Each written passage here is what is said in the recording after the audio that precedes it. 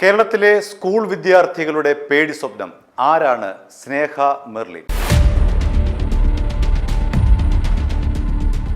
കേരളത്തിലെ സ്കൂൾ വിദ്യാർത്ഥികളുടെ പേടി സ്വപ്നമായി മാറിയിരിക്കുകയാണ് സ്നേഹ മെർലിൻ. ജയിലിനു പുറത്ത് ഇറങ്ങിയാൽ അപ്പോൾ തുടങ്ങും പീഡനം. അതുകൊണ്ട് പോലീസ് എന്നേക്കുമായി ഈ സ്ത്രീയെ ജയിലിൽ അടയ്ക്കാനുള്ള എല്ലാ നടപടികളും ആരംഭിച്ചിരിക്കുന്നു. ഇപ്പോൾ കണ്ണൂർ വനിതാ ജയിലിൽ കഴിയുകയാണ് ഈ സ്നേഹ മെർലിൻ. ഇനി എന്താണ് ഇവരുടെ ക്രിമിനൽ പശ്ചാത്തലം എന്ന് പരിശോധിക്കാം. ഇവർക്ക് വേണ്ടത് സ്കൂൾ കുട്ടികളെയാണ്. അത് ആൺ പെൺ ഭേദമില്ലാതെ ഇവരുടെ ലൈംഗിക വൈകൃതത്തിന് ഇവർ തിരഞ്ഞെടുക്കുന്നത് 12, 13, 14 വയസ്സുള്ള ആൺകുട്ടികളെയും പെൺകുട്ടികളെയുമാണ്. ഇവർക്ക് വയസ്സ് 25. കാസർഗോഡ് മേൽപ്പറമ്പ് സ്വദേശിയാണ് ഈ ക്രിമിനൽ സ്ത്രീ. ഇവരെ കൊണ്ട് അവിടുത്തെ കുട്ടികൾക്ക്, അവിടുത്തെ സ്കൂൾ കുട്ടികൾക്ക് പുറത്തിറങ്ങാൻ പറ്റാത്ത സ്ഥിതിയായപ്പോഴാണ് പോലീസ് ഇവരെ പിടികൂടി അകത്തിട്ടത്. ഇവരുടെ ക്രിമിനൽ പശ്ചാത്തലം എന്താണ്, ഇവർ നടത്തിയിട്ടുള്ള കുറ്റകൃത്യങ്ങൾ എന്താണ് എന്ന് നമുക്ക് 1, 2, 3, 4 എന്ന നിലയിൽ എണ്ണി പരിശോധിക്കാം. ഏറ്റവും അവസാനമായി നടന്നത് തളിപ്പറമ്പിലാണ്. തളിപ്പറമ്പിൽ ഒരു പെൺകുട്ടിയെ, 16 വയസ്സുള്ള ഒരു പെൺകുട്ടിയെ പ്രകൃതി വിരുദ്ധ ലൈംഗിക പീഡനത്തിന് ഇരയാക്കി. 1-2 ദിവസമല്ല, 1 വർഷത്തോളമാണ് ആ പെൺകുട്ടിയെ ഈ സ്നേഹ മെർലിൻ എന്ന് പറയുന്ന കൊടും ക്രിമിനലായിട്ടുള്ള ഈ സ്ത്രീ ലൈംഗിക പീഡനത്തിന് ഇരയാക്കിയത്, പ്രകൃതി വിരുദ്ധ ലൈംഗിക പീഡനത്തിന് ഇരയാക്കിയത്. എങ്ങനെയാണ് ഈ പെൺകുട്ടിയുമായി ഈ ക്രിമിനൽ ബന്ധം സ്ഥാപിക്കുന്നത് എന്ന് ചോദിച്ചാൽ, ഈ പെൺകുട്ടിയുടെ അമ്മയ്ക്കും ക്രിമിനൽ പശ്ചാത്തലമുണ്ട്. പെൺകുട്ടിയുടെ അമ്മ ലഹരി വിൽപ്പന കേസിലെ പ്രതിയാണ്. അങ്ങനെ പരിചയപ്പെട്ടതാണ്. അങ്ങനെ 2 പേർക്കും ക്രിമിനൽ ബാക്ക്ഗ്രൗണ്ട് ഉള്ള 2 സ്ത്രീകളാണ്. അങ്ങനെ ഇവർ 2 പേരും സുഹൃത്തുക്കളാകുന്നു.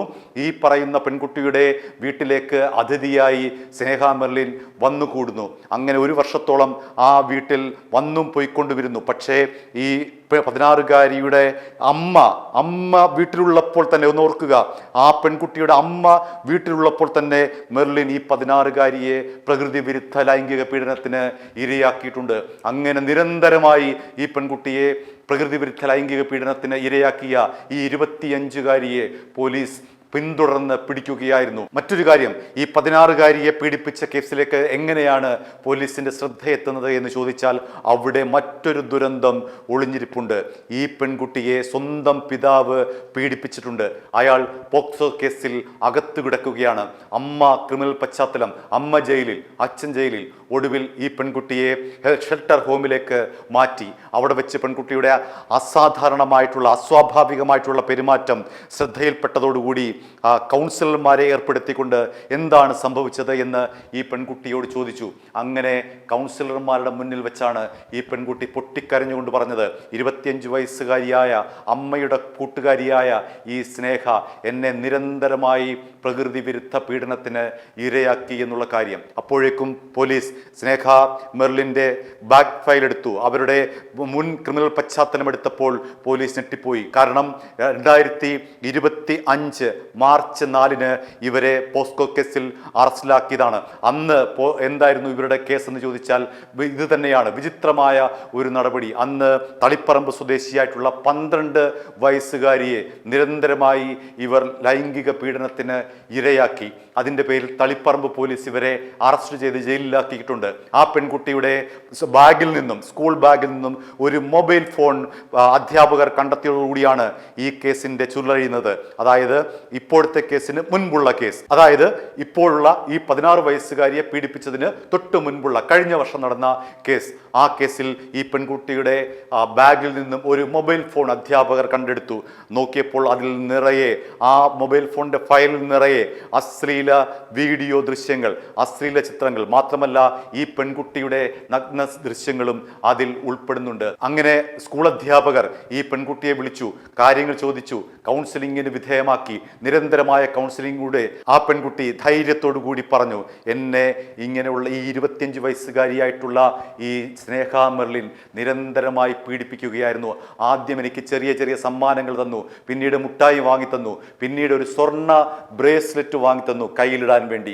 ഇങ്ങനെ പല പ്രലോഭനങ്ങൾ കൊണ്ട് തന്നെ വശത്താക്കിയ ശേഷം നിരന്തരമായി തന്നെ ലൈംഗികമായി പീഡിപ്പിക്കുകയായിരുന്നു, പ്രകൃതി വിരുദ്ധ പീഡനത്തിന് നിരന്തരമായി ഇരയാക്കുകയായിരുന്നു എന്നുള്ള ആ 12 വയസ്സുകാരുടെ മൊഴി കേട്ട് പോലീസ് അക്ഷരാർത്ഥത്തിൽ ഞെട്ടിപ്പോയി. അന്ന് ഇവരുടെ പേരിൽ പോക്സോ കേസ് എടുത്ത് പോലീസ് അകത്താക്കിയതാണ്. പിന്നീട് ജാമ്യത്തിൽ ഇറങ്ങി വന്നിട്ടുകൊണ്ടാണ് ഈ പറയുന്ന തളിപ്പറമ്പിലെ 16 വയസ്സുകാരിയെ പീഡിപ്പിച്ചത്. തീർന്നില്ല, അടുത്ത കേസ്, മൂന്നാമത്തെ കേസ്. സ്നേഹ മെർലിൻ പീഡിപ്പിച്ചത് ആരെയാണ്?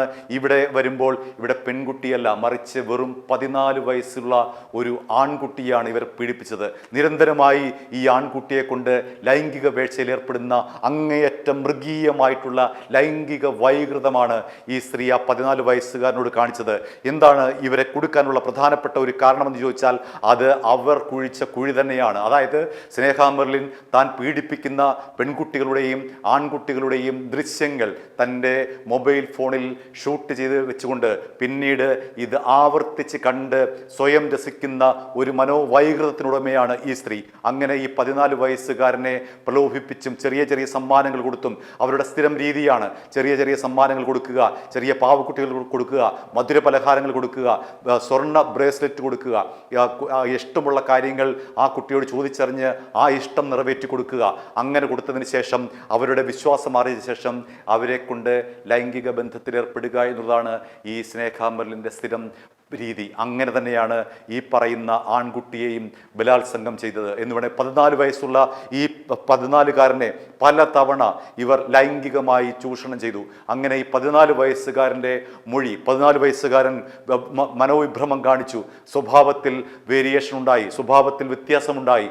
അങ്ങനെ സ്കൂൾ അധ്യാപകർ, മാതാപിതാക്കൾ ചോദിച്ചു എന്താണ് സംഭവിച്ചത്. ഒടുവിൽ പഴയതുപോലെ തന്നെ കൗൺസിലർമാരുടെ മുന്നിലേക്ക് ഈ 14കാരൻ എത്തിയപ്പോഴാണ് കൗൺസിലർമാർ പോലും ഞെട്ടിപ്പോയത്.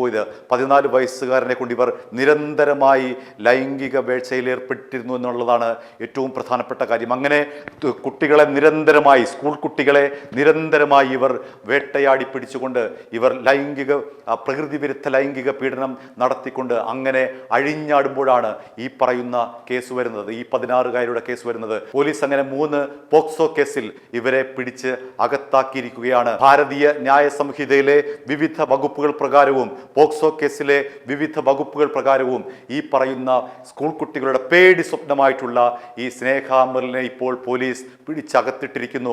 കോടതി റിമാൻഡ് ചെയ്തിരിക്കുന്നു. 20 വർഷം മുതൽ ജീവപര്യന്തം വരെ തടവ് കിട്ടുന്ന ശിക്ഷയാണ് സ്നേഹ മെർലിൻ ചെയ്തിരിക്കുന്നത്.